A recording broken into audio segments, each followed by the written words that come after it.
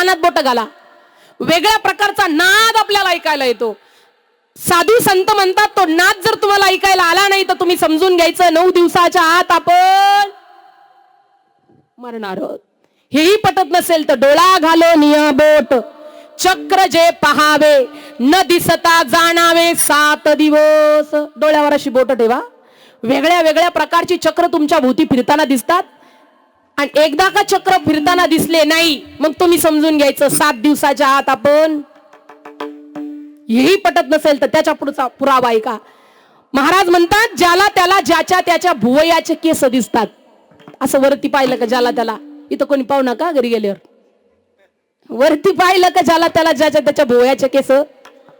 पण ज्या दिवशी भुवयाच्या गाठी दिसायच्या बंद होतील त्यांनी समजून घ्यायचं 5 दिवसाच्या आत आपण. त्याही पुढचा महत्वाचा मोलाचा आणि शेवटचा पुरावा आहे का, प्रत्येकाला ज्याच्या त्याच्या नाकाचा शेंडा दिसतो असला तरी आणि नसला,